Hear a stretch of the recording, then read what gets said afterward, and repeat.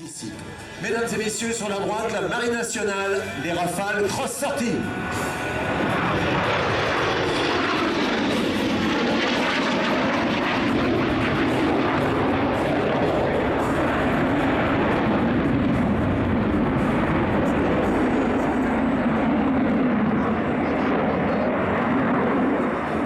J'ai pour particularité de dire que si vous voulez toucher ces Rafales, eh bien, engagez-vous sur un porte-avions. Si vous êtes cuisinier, si vous êtes boulanger, vous avez votre place et vous serez auprès de ces avions. Ces avions, ils opèrent à partir d'un engin qui fait 45 000 tonnes et qui transporte tous ces avions sur des kilomètres extraordinaires puisqu'il fait 1000 km par jour. Il s'agit du Charles de Gaulle et cet avion va recevoir sur 50 mètres de long ces Rafales, mais également sur 70 mètres, les catapultés.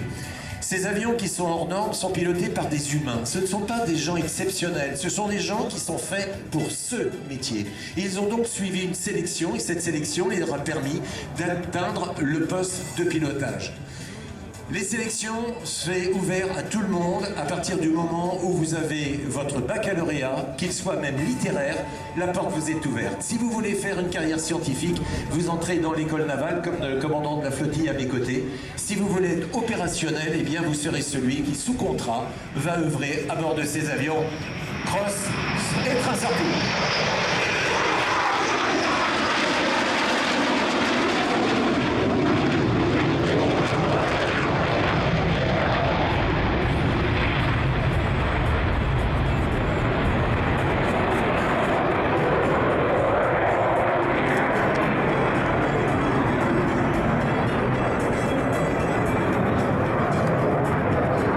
Je parle d'humains à bord de ces avions, je parle d'humains qui font un vrai travail.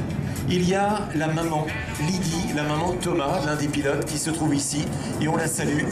Et cette maman qui, lorsqu'elle a mis au monde cet enfant, n'imaginait pas qu'il serait à bord d'un avion évoluant à plus de 2000 km à l'heure, à un Mach 1.7. Et que cet avion l'emmènerait sur des contrées opérationnelles, car si on regarde ces appareils comme étant des avions, ils sont avant tout des outils de travail.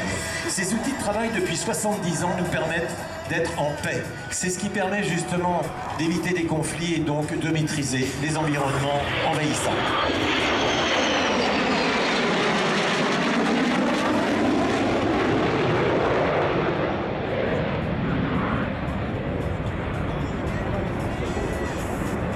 La patrouille, c'est aussi leur quotidien. C'est un travail qui est fait en commun, un travail qui est fait à partir d'un Hawkeye.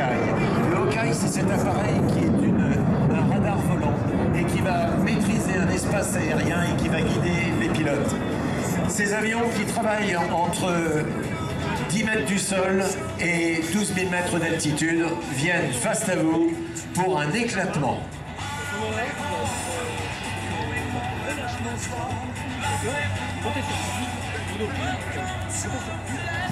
Levez les mains, il vous voit, levez les mains, messieurs, dames, c'est pour vous ici à la Ferté-Alais.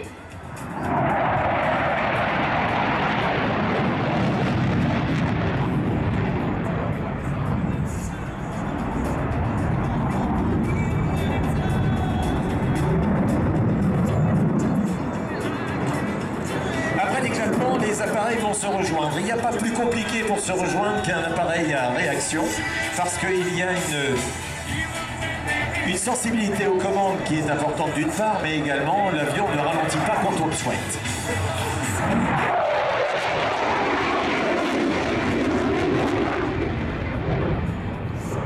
La phase de combustion, c'est l'utilisation de gaz que l'on va rajouter à la puissance puisqu'on va jeter du pétrole à l'extérieur, on va l'enflammer et on va donner une puissance importante. Sur votre gauche, fin volet sorti, phare allumé, à l'appontage, un Rafale. De l'autre côté, un Rafale en surveillance maritime.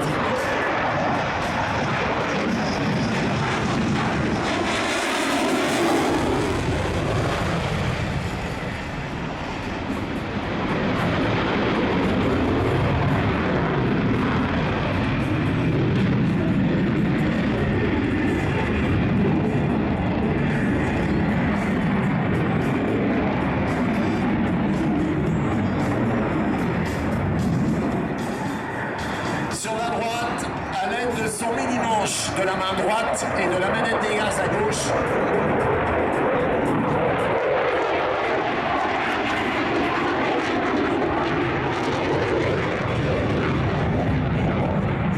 Un passage vitesse lente.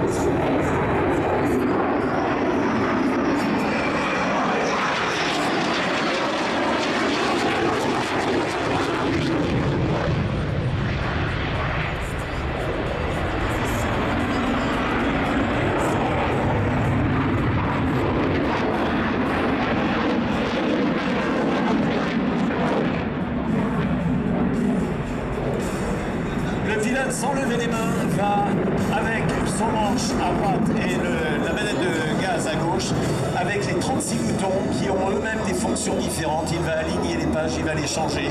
Il va ainsi travailler en permanence pour aller voir très loin, pouvoir envoyer les missiles là où ils doivent être envoyés, puisque par auto-illumination, il peut le faire. Vitesse, pratiquement 900 km.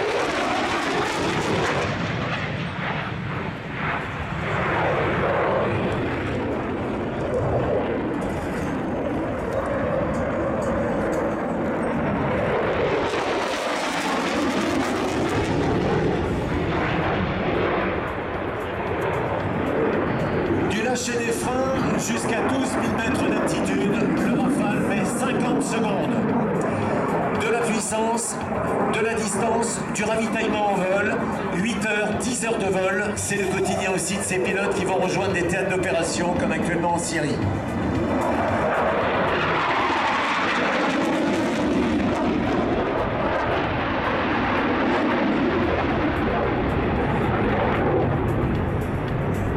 Mesdames et messieurs, ces hommes et ces femmes qui, tout au long de l'année, œuvrent au service de la paix, sont des marins, ils ont leurs avions, ils ont leurs pilotes, ils ont même leur porte-avions, il s'appelle le Charles de Gaulle.